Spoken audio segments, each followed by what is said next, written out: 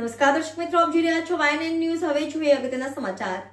વડોદરા બાર એસોસિએશનની ચૂંટણીના હવે ગણતરીના દિવસો રહ્યા છે, ત્યારે વડોદરાના બાર એસોસિએશનમાં ચૂંટણીમાં અલગ અલગ કેટેગરીમાં ફોર્મ ભરવામાં આવ્યા છે. 20 ડિસેમ્બરે ચૂંટણી યોજવાની છે, ત્યારે આ વખતે જોઈએ કે પ્રમુખ પદે કોણ બેસશે. Reporter Rahul Rajput, YNN news, Vadodara.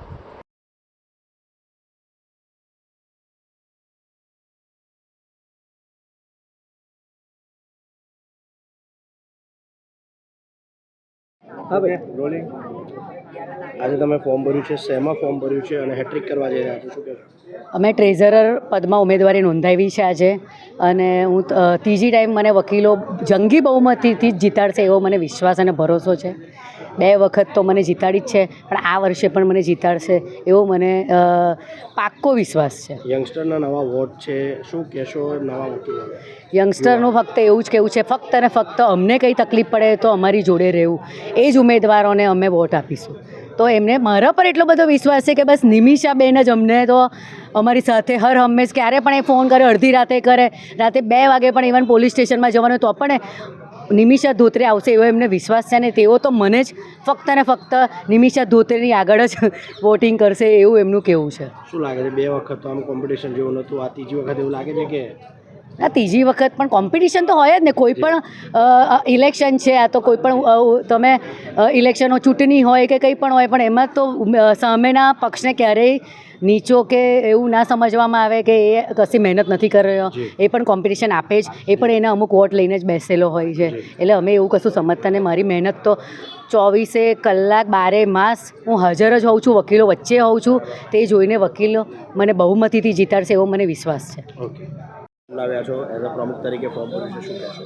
હા, બસ વકીલ મિત્રો જે મારા છે વડોદરા બહારના, એમના સહયોગથી અમે આજે મારી ઉમેદવારી નોંધાવેલી છે, અને બધા વકીલ મિત્રોનો સહકાર મારી જોડે છે.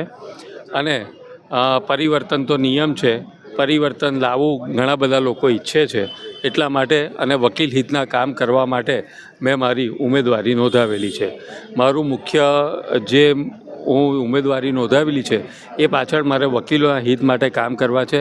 વકીલોને ગ્રુપ ઇન્સ્યોરન્સ મળે અને એમના મરણ પ્રત્યાદ કોઈ ચોક્કસ એમને રકમ મળે એના માટે, તથા જુનિયર વકીલો કે જે નવા છે અને એમને માર્ગદર્શન મળે નવા સબ્જેક્ટ પર, એના માટે દર મહિનાના ત્રીજા શનિવારે એક ગ્રુપ લેક્ચરનું આયોજન થાય, જેમાં વડોદરાના એડવોકેટ સિનિયર વકીલો છે એ એમને નવા વિષયો પર અવગત કરે, એવા બધા મુદ્દા સાથે મેં મારી ઉમેદવારી નોંધાવી છે. રનિંગ પ્રમુખ નલિનભાઈ લડી રહ્યા છે. જી. ટફ માનો છો, કેટલી રસાકસ છે?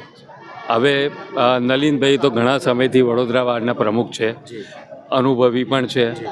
તેમ છતાં મેં કંઈક વકીલોના હિતમાં કંઈક આગળ વધવા માટે મેં આ એક મારું પગલું ભરેલું છે, અને મને ચોક્કસ વિશ્વાસ છે કે વડોદરાના વકીલો મને અગાઉ પણ ચૂંટીને લાવ્યા છે 3 વાર, આ વખત પણ મને તક આપશે એવો મને વિશ્વાસ છે. Okay, thank you. વડોદરા વકીલ મંડળમાં સને 1999થી હું વકીલાતની શરૂઆત કરેલી, અને વકીલોની સાથે સાથે વકીલોની લડતમાં દરેક લડતની અંદર સાથે રહ્યો, વકીલોને પડતા પ્રશ્નોની માટે પણ સાથે રહ્યો. ત્યારબાદ વડોદરાના વકીલ સિનિયર જુનિયર વકીલશ્રીઓએ મને 3 વખત જનરલ સેક્રેટરી બનાવ્યો, 1 વખત વાઇસ પ્રેસિડેન્ટ બનાવ્યો.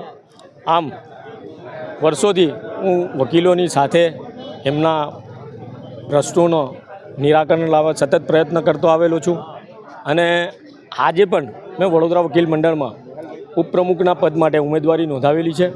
અને વડોદરાના વકીલોને તમામને મારી નમ્ર અપીલ છે કે જે રીતના તમે મને આશીર્વાદ અને પ્રેમરૂપી મને અગાઉ જીત અપાવેલી છે, એ રીતને આ વર્ષે પણ મને તમારો પ્રેમ અને આશીર્વાદ રૂપે વોટ આપી મને જીત અપાવજો.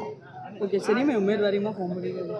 વડોદરા વકીલ મંડળની ચૂંટણીમાં મેં ઉપપ્રમુખ માટે ઉમેદવારી નોંધાવેલી છે. Subscribe now and press the bell icon. Never miss an update.